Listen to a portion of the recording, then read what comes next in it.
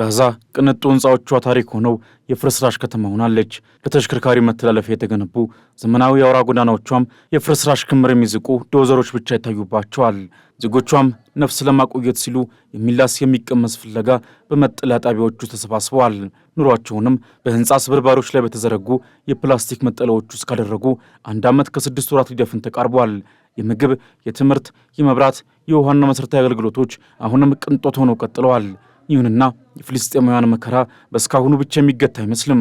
የእስራኤሉ መከላከያ ሚኒስትር እስራኤል ካትዝ የእስራኤል ወታደራዊ ኃይል በጋዛ የሚያካሄደውን አዲስ ዘመቻ በተጠናከረ መልኩ ለማስፋፋት ማቀዱን አስታውቀዋል።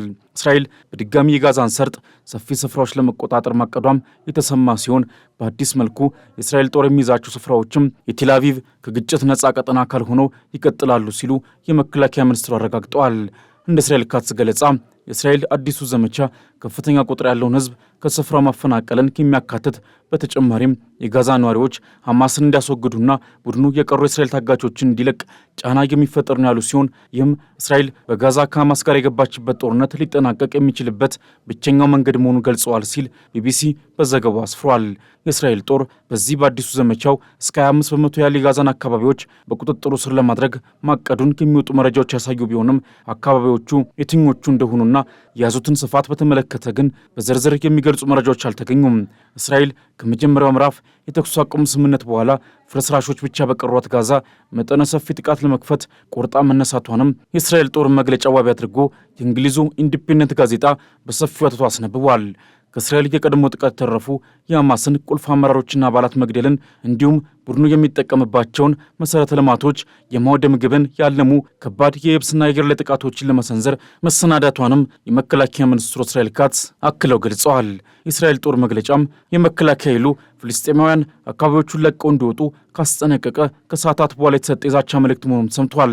ባለፉት ጥቂት ቀናትም በ10 ሺዎች የሚቆጠሩ ጋዛውያን እንደ ከዚህ ቀደም ሁሉ አሁንም ከሚመጣባቸው ጥቃት ራሳቸውን እንዲከላከሉ ኑሯቸውን ካደረጉበት ፍርስራሾችና መጠለያ ጣቢያዎች ውስጥ ወጥተው ወደ ሌሎች ስፍራዎች እንዲያቀኑ በእስራኤል መንግሥት መታዘዛቸው ይታወሳል።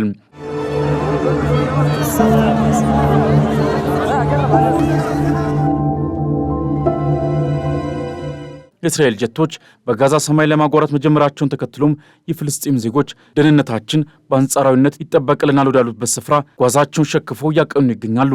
ከዚህ ባለፈ እስራኤል ከተኩስ አቁም ስምምነቱ በኋላ በጋዛ የእግረኛ ጦር ማስገባት ከጀመረችበት ጊዜ አንስቶ ከአየር ላይ ጥቃቶች ባሻገር የምድር ላይ ጥቃት እየፈጸመች የምትገኝ ሲሆን በእነዚህ ጥቃቶችም ከ20 በላይ ሰዎች እንደተገደሉ ተነግሯል። አመሻሹንም በደቡባዊ ጋዛ ራፋ ክልል በተለይም ታጋቾችን የማስለቀቅ ዋነኛ ዓላማ የያዘ ጠንካራ የእግረኛ ጦር ዘመቻ እንደምትከፍት ይጠበቃል ተብሏል። ምንም እንኳን በሐማስና እስራኤል መካከል በተደረሰው የተኩስ አቁም ስምምነት በቡድኑ እጅ የሚገኙ አብዛኞቹ ታጋቾች የተለቀቁ ቢሆንም የስምምነቱ አካል ያልነበሩ ቀሪ 59 እስራኤላውያን ታጋቾች አሁንም በሐማስ እጅ ይገኛሉ። ከእነዚህ መካከል 24 ያህሉ በሕይወት ያሉ ናቸው ተብሎ ይገመታል ሲል ኢንዲፔንደንት በዘገባው አስፍረዋል። ሐማስ በበኩሉ በጋዛ የሚገኙ ፍልስጤማውያን አስከፊ የሚባል የረሃብ ገጽ ላይ እንደሚገኙ ያስታወቀ ሲሆን እስራኤል በፈረንጆቹ አቆጣጠር ከመጋቢት 2 አንስቶ ወደ ጋዛ ምንም አይነት ነገር እንዳይገባ በማገዷ ሳቢያ የምግብና ውሃ ድጋፍ፣ ነዳጅ እንዲሁም የመድኃኒቶች አቅርቦት መቋረጡን በመግለጽ የዓለም ሀገራት የእስራኤልን ድርጊት እንዲያወግዙ ጠይቋል። እስራኤል የተኩስ አቁም ስምምነት ተጥሶ በጋዛ በአዲስ መልኩ ጥቃት ከከፈተችበት ወቅት አንስቶ ከ1000 በላይ ዜጎች መገደላቸው የተዘገበ ሲሆን እንደ አውሮፓውያን አቆጣጠር ከጥቅምት 7 2023 ጀምሮም እስካሁን በእስራኤልና ሐማስ መካከል እየተካሄደ ባለው ጦርነት 50400 የሚጠጉ ሰዎች ሕይወታቸው እንዳለፈ በሐማስ ቁጥጥር ስር የሚተዳደረው የጋዛ የጤና ሚኒስቴር መረጃ ያሳያል።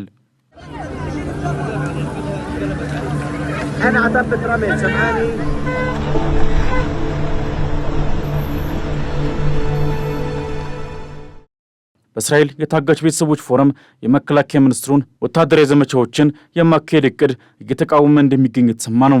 በእስራኤል ቀጣይ ጥቃት አሁንም በሐማስ እጅ የሚገኙ የእስራኤል ታጋቾች በሕይወት ወደ ቤተሰቦቻቸው የመመለሳቸው ዕድል ዝቅተኛ በመሆኑ በእቅዱ ክፉኛ መደናገጣቸውን የፎረም አባላት እየገለጹ ይገኛሉ።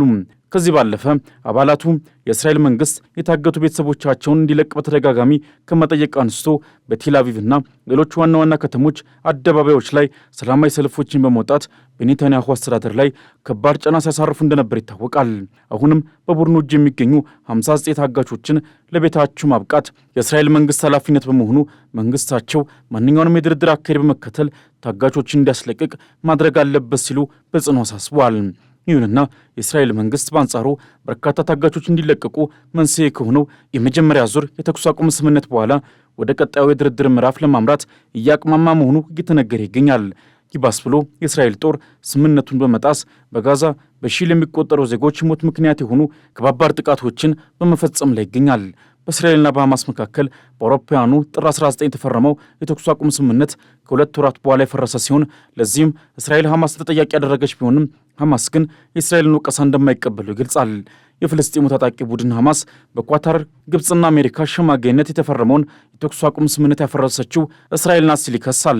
የእስራኤሉ ጠቅላይ ሚኒስትር ቤንያሚን ኔታንያሁ በበኩላቸው ሐማስ በእጁ የሚገኙትን ታጋቾች ለመልቀቅ ፈቃደኛ አልሆነም በሚል ወቀሳ አቅርበው መከላከያ ኃይላቸውም ጠንካራ እርምጃ እንዲወስድ ማዛቸው ይታወቃል።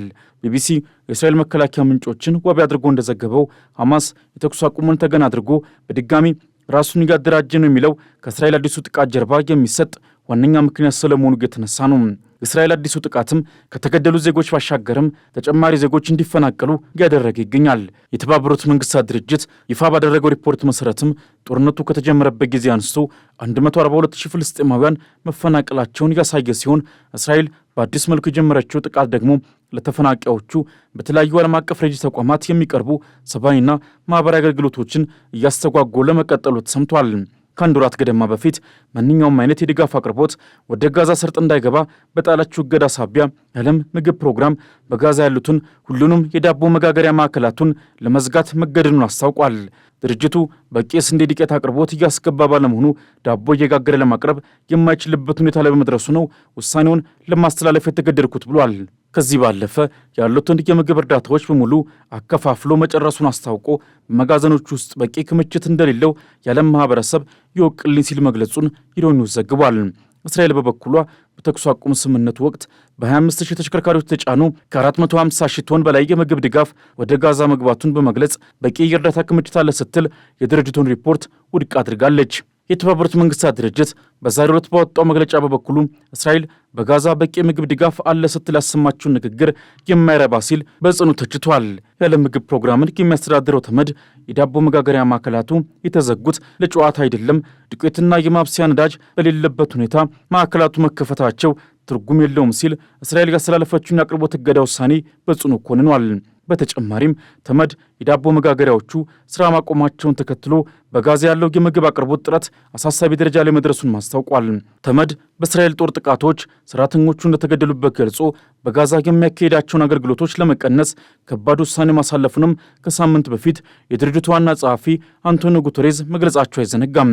ጋዛ ከእስካሁኑ የበለጠ ድጋፍ በሚያስፈልጋት በአሁኑ ወቅት ተመድ በአካባቢዎቹ ከሚንቀሳቀሱ 100 ያህል የድርጅቱ ሰራተኞች ውስጥ 1/3 ያህሉን ወደ ሌሎች ስፍራዎች ለማዘዋወር መወሰኑን መግለጹም በፍንዳታዎች ብዛት በወየበው የጋዛ አየር ላይ ተጨማሪ የጭንቀትና የስጋት ድባብን ፈጥሯል።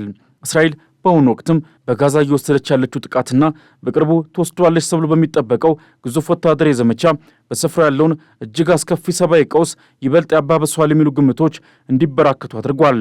ኔታንያሁ የተኩስ አቁም ስምምነቱን ለማስቀጠልና በጋዛ ዘላቂ መረጋጋትን ለማምጣት የሐማስ አባላት ትጥቅ መፍታት እንዳለባቸው ማሳሰባቸው የሚታወቅ ሲሆን ሐማስ በበኩሉ ጋዛን የማስተዳደር ሚና ለእስራኤል እንዲሰጥ ተስማምቶ ነፍጥ መውረድ ግን የማይነካ ቀይ መስመሬ ነው ሲል የእስራኤልን ጥሪ ውድቅ አድርጓል።